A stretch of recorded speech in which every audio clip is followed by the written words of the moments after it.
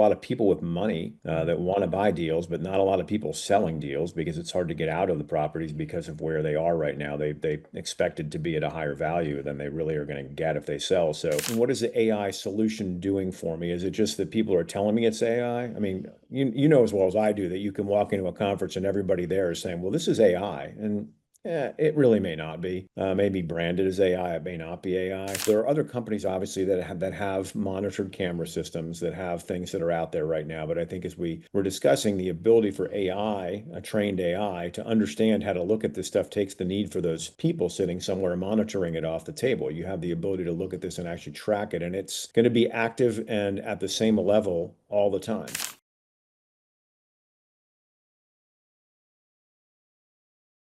Hi, welcome to another episode of Make US Manufacturing Great Again.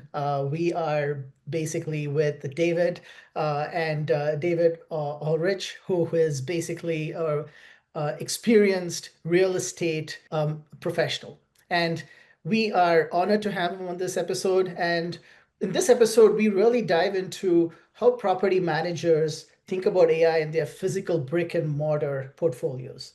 There's been a lot of buzz about apps and chatbots, and all that is great. But when you come down to the physical brick and mortar world, the property management, maintenance, investment, security, all this physical assets come into play. And this episode, we really focus on David's experience on this area of the world and how technology and AI is geared to make a difference in the future. So, welcome, David, and Thank thank you. you for joining us today. Appreciate it, Deepak. Good to be here. Great.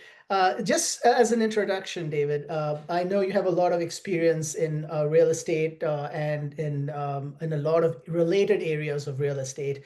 I just want you to talk about, your expertise, your experience, and what are you passionate about? Absolutely. Look, I've been doing this for, gosh, it's probably the better part of 35 years or something to that effect. I've been working in real estate, primarily in multifamily. I have experience across the board in some construction management areas and some other things like that, some consulting work that got into commercial and retail and whatnot. But most of my experience is in multifamily real estate. The interesting thing, I think, for me versus many people is that I spent a long time in asset management before I got into the property management side of the space. So if you want to, say what's my expertise, it's property operations. I mean, I've worked in operational multifamily for many, many years. I love it. I think it's great. As people say, you kind of fall into this business and you find yourself enjoying it and can't get out. That's kind of the truth. I feel that way a lot of times. But from the standpoint of passion, I think I probably could boil it down to two things. One is that I do feel like there's an opportunity for multifamily to be more effective in operational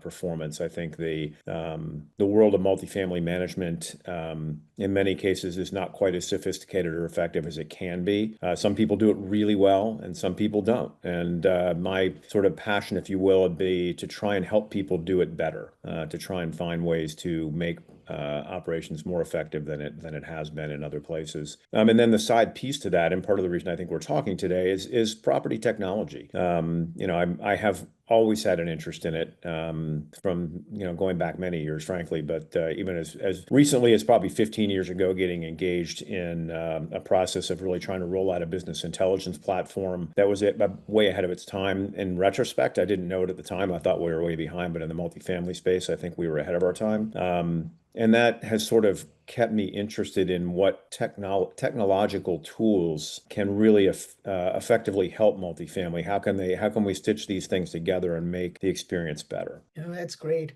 Technology and operations management, these all require a very structured thinking approach. And I know earlier, we were talking earlier, and you mentioned you're a biker, an avid biker, spends a lot of time in thought. So I can see your ability to do deep analysis on something, and that is very important to when you talk about technology and the real world. It has to be a Right. structured way of deploying it, right? So it is. We'll talk a little bit more about your experience with deployments of the technology, but let's talk macro now. First, the state of the market in the U.S. Right?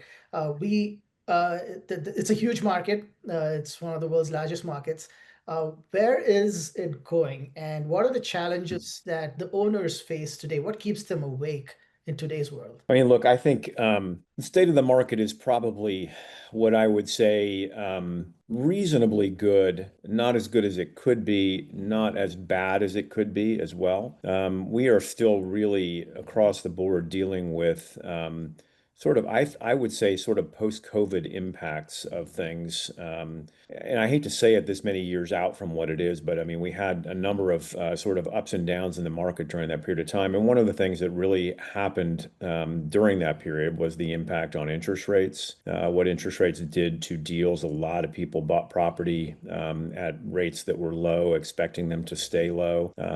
They did not stay low. They went up, and business plans either shifted or were basically had to be thrown out the window because the cost of debt and the capital stack that they put together didn't work for the pro formas that were out there. And there's a lot of different pieces to this that I think impact people. I mean, one of them being that deals are not trading at any great pace right now. I think there's a lot of people with money that want to buy deals, but not a lot of people selling deals because it's hard to get out of the properties because of where they are right now. They expected to be at a higher value than they really are going to get if they sell. So there's this sort of standoff going on in the market, if you will, that says, I can't sell, but I want to buy. I want to buy, but I can't sell. There's also some underlying concern in certain places about whether or not deals are actually even financially feasible, or whether or not banks should be taking them back and they end up in servicing and whatnot. So, I mean, that sounds probably more negative than my kind of good, but I do think that operationally things are reasonably good. I think that look at what's keeping owners up at night is that inability to get out of the deals that they thought they were going to get out of, and the inability to buy the deals that they wanted to buy. So the slow pace that's out there. There's a lot of structural pieces to that. Rent is not necessarily growing across the board. In some cases, it's actually going down, which is not a common thing. Taxes, interestingly enough, have gone up in places, even though values have not. So I think there's sort of a disconnect in that area. Insurance, in some cases, has gone up because of natural disasters. So that's creating pressure. And at the end of the day, that pressure falls on the property management companies. So I would say from broad state of the market, decent, not great, could be a lot worse. No, it's very interesting. So there, like always, or maybe more now, what you're saying is for owners, because they're stuck with the properties, for them, the main goal is to increase the asset value because Right, that's the only right, way they can A, get out, or A, B, increase rent, increase income, or they can basically make money. Otherwise right, right. kind of deep underwater because of the interest rates. It's very interesting because increasing asset value is not an easy task. And Right. it really, property management plays a huge role in that, right? And let's dive into property management very specifically, right? So, where do you see property management? You said it's going pretty well, but we also know that asset values need to go up. We also know costs have to go down if the asset values have to Right. go up. So how does that all work today? And what do you foresee in the future? What's going to get us to a point where people are able to increase asset values? There's the high level thought process there, which is that really the driver needs to be on the revenue side of the table. I mean, you can create value with expense reduction, of course. I mean, because if I can improve my NOI, or I can improve my cash flow, wherever we're going to drive with that, I can do it by reducing expenses, but expenses are tough to reduce in a lot of cases. There's a lot of structural pieces of the income statement that you really can't just reduce. Can I reduce payroll? People are focused on that through centralization efforts. So maybe we can do it that way. Can I find ways to be more efficient and effective? And this may lead to further conversation about AI and how we might be able to generate some value there. We already talked about taxes and insurance. I mean, property management fees. I mean, that's certainly not a value to the management side to reduce fees. So that's not going down. Contract expenses, cost of maintenance. It's really hard unless you can find efficiencies there to reduce that as well. So you kind of in a spot there where, all of the pieces of the income statement are relatively controlled and not easily reduced, particularly if you're trying to drive revenue. I'm not going to cut marketing deeply if I'm trying to drive revenue. So And if I can't drive revenue because maybe there's not demand, wherever it may be, if there's oversupply in some markets that's causing that issue, it's going to be hard to push it on the revenue side as well. But that's really ultimately where I think we're going to find is when we start to get some pricing power back in certain markets, that's where the value will drive. I can create more NOI if I have a disconnect on cap rates or I have overpriced interest rates. And I don't know if I say overpriced, but if they're higher than expected, it's even hard to overcome that. So it's a slow slog. It's not going to happen quickly. I think that what I find interesting in these situations is that, and this is where the experience table comes in or the experience chair comes in. These are it's a tough time operationally. It's not, I mean, when I say things are reasonably good for property management, they're manageable is what it is. What I find is interesting in these situations is that there's a lot of people that haven't been through down markets, and that's where I think the problems lie is there's people that had gotten into this business and really it was pretty easy for a while. Things worked well. Values went up, rents went up, expenses were relatively stable. Maybe they went up a bit. If you're working in the business, it works. I'm able to do what I want to do. I can execute my business plans and not have a problem. Well, now you can't do that the same way. You've got to come up with solutions. You've got to come up with opportunities. You've got to come up with problem solving that you may not have had to do before. And people that have been in the business for a while understand that. I mean, we've been through again, I age myself unnecessarily, but I've been through multiple down cycles and every one of them's a little bit different. But once you've gone through them, you recognize that A, it will end eventually, and B, there's ways to get through it and manage it. And what you want to do, you always just want to be better than the next guy, right? You want to be able to say, I'm doing it as well as I can, and I'm beating the market with what I do. So, that's sort of when I look at it, if you're smart and you're managing well, you're going to be better than the next guy, and you're going to probably create some value and hopefully enough that you can get out of a deal you wanted to get out of, or you can buy some deals and make sense out of them. Yeah, that makes a lot of sense. So it's basically a point where, when technology and AI are being talked about, Hmm. as to you're saying that the most useful impact would be if it impacts revenue, right? And yes, NOI can also Yeah. play a role, but increasing revenue is a lot more profitable than, Yeah. okay. I mean, look, it doesn't take a lot. The multipliers usually from a revenue growth versus expense reduction are such that, every dollar I increase on revenue side is better than a dollar that I reduce on the expense side. So it creates more value on the revenue side. So if I can get that, that's going to work for me. It doesn't always, I mean, at the end of the day, what I really want to do is create a dollar on the NOI line, right? I want to make sure that I'm getting it there. If I can get the revenue, great. But I want to create an improvement in that I didn't see before. If I Mhm. just said, hey, I'm going to operate here and I'm going to get, 2 or 3% NOI growth this year, but I can change that by doing something with technology, AI, whatever it may be, and I can make that 2.5 to 3.5%. Okay, then I've done something that's valuable to me because now I've created something that I can cap and say it's increased my value. Makes sense. Makes sense. And talking about technology and AI, right? We understand the macro scenario much better now. When we actually come down to technology or AI investments, what are the best practices and what has been your experience?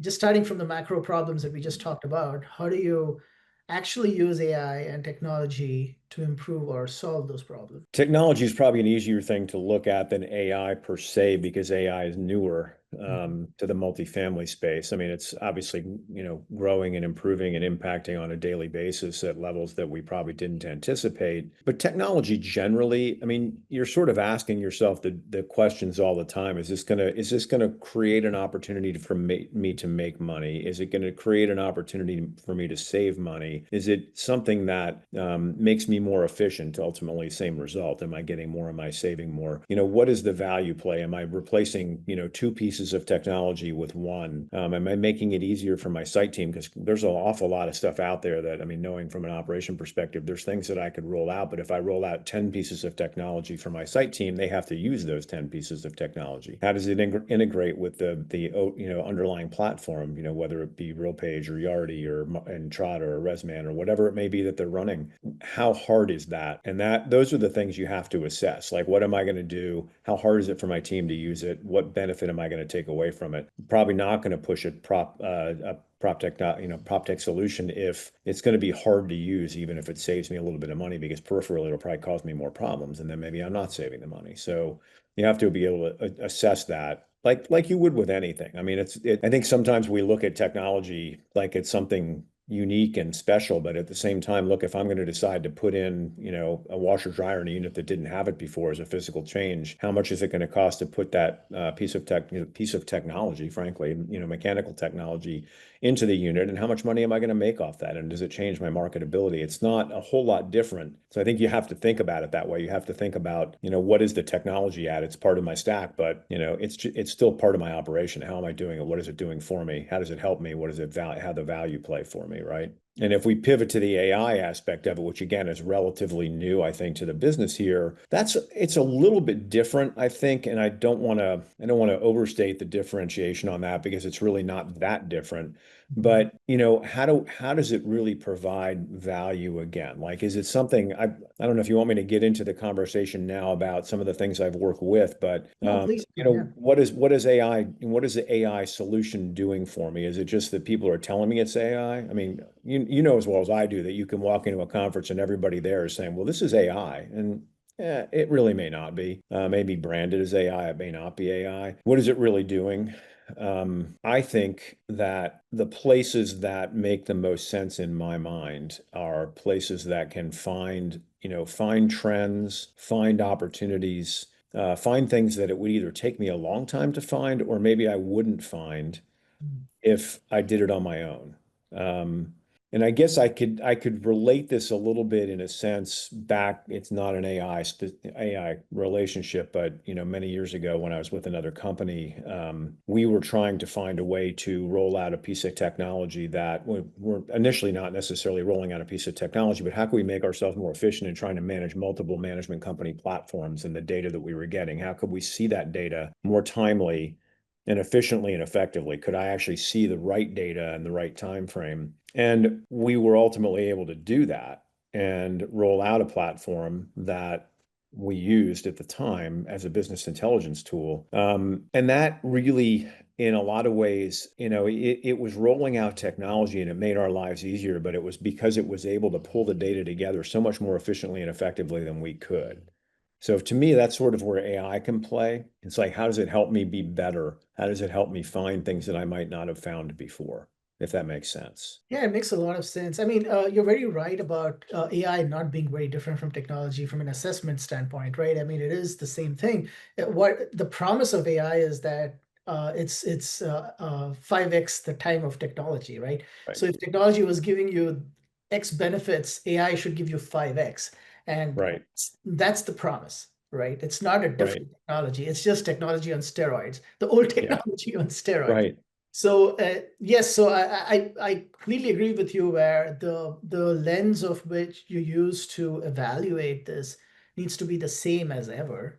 Yeah. Um, and I think startups, which and I talk about startups specifically because they're the ones really coming up with new solutions, right? And they're trying to think different. What would your advice be if you were a startup and you had a technology at your fingertips, right?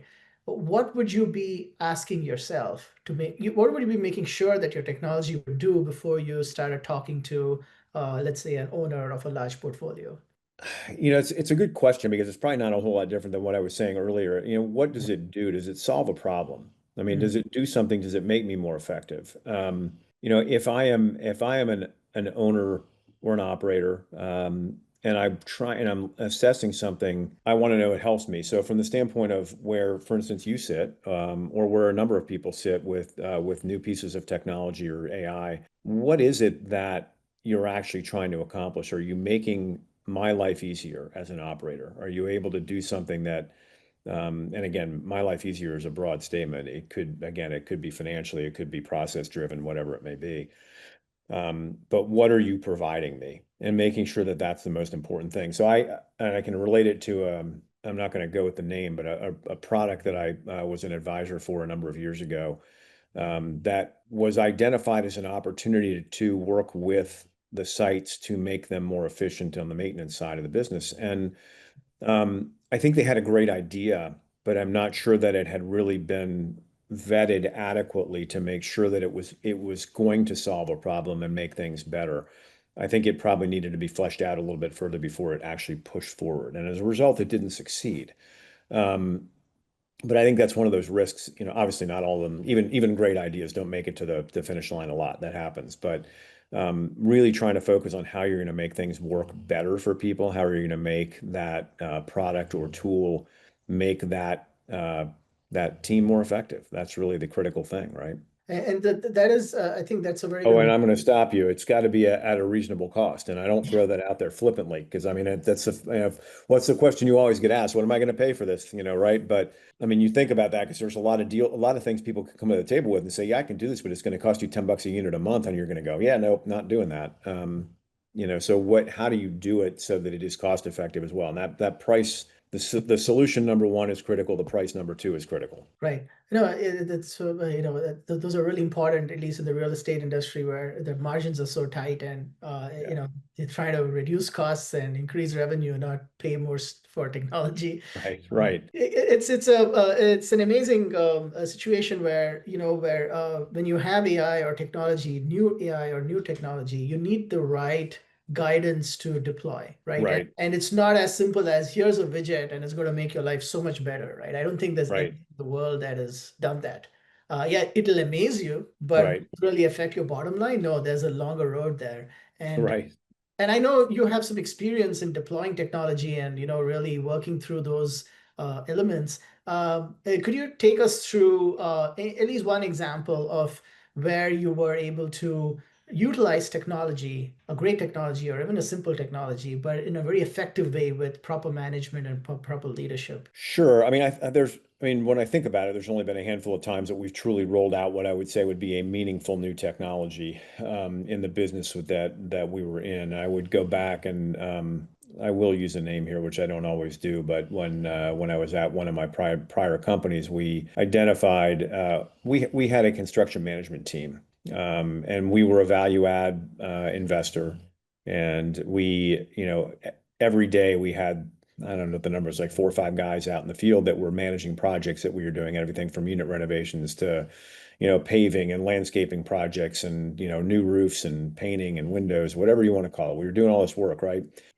Millions of dollars on an annualized basis. And what was happening was we were managing all of that on an Excel spreadsheet basis. And we were managing the invoicing process, by hand, effectively getting the invoices from the management companies and reviewing them and approving them and getting back to them. We were managing the contracting on an individualized basis, the bidding on an individualized scoping projects, all of those things. Ultimately, we were able to identify a tool that was being used. It was at the time, it doesn't exist anymore because it was acquired. It was a tool called Honest Buildings. And Honest Buildings was a tool that basically allowed you to manage the entire construction process from the scoping, standardized scope, bid, manage the contracting process all the way through to the invoicing process, allowing the invoicing to be approved.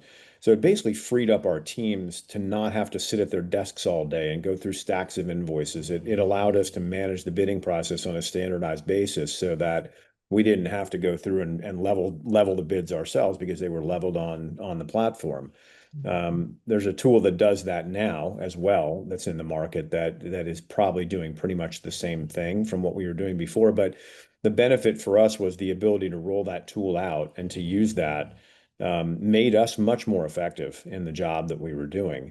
And it was an interesting process because when Honest Buildings first came to us, they were really coming from a commercial environment, and the commercial environment, as you probably know, is different because things are done on a square foot basis, and many times costs can be run back through CAM charges and not necessarily absorbed by the company. And when we first looked at the pricing, we were like, the structure doesn't work and the cost is too high. And we worked with these guys for a while, and we're able to generate a platform that made sense on the multifamily side on a per unit basis, knowing that we would have to basically eat the cost, but it would make us more efficient.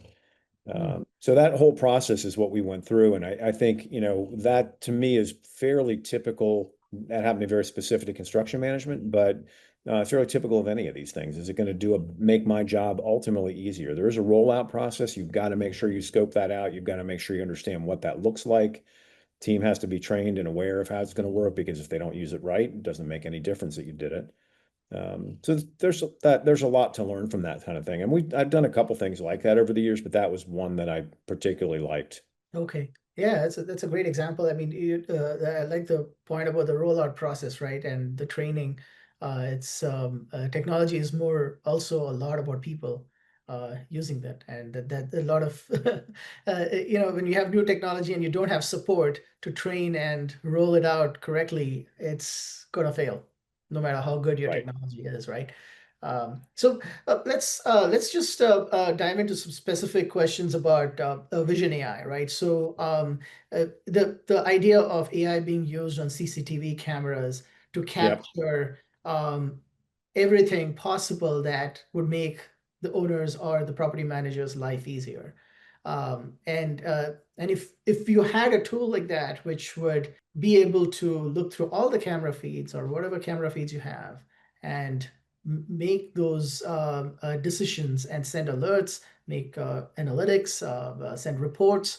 What do you think about a technology like that, and how useful would that be in your mind? Right. I mean, look, we talked about this a little bit, and I think that from my perspective, having that access is very important. I mean, again, is this the main driver for life on a property? No, but is something that's going to make life better in many cases? I think as we talked through this the other day, we talked about the fact that if you look at the crime issue at a basic level, that's like the first place you're looking. If I can look at crime and incident reporting, for instance, I now have the ability to look at anything at any time in effect that I can watch and see and help and work with. And it's valuable. There are other companies obviously that have monitored camera systems that have things that are out there right now. But I think as we were discussing, the ability for AI, a trained AI, to understand how to look at this stuff takes the need for those people sitting somewhere monitoring it off the table. You have the ability to look at this and actually track it, and it's going to be active and at the same level all the time. That's just the basic, I think, from my perspective of why there's value there, because I mean, anybody who has probably a workforce housing portfolio, but even in a good quality product, if you're trying to deal with the crime issues that can be greater in a workforce or a more affordable product type, it's great to have that. I mean, it's great to have that ability to track it and make sure you can help, work with your, law enforcement to be able to support that and help it.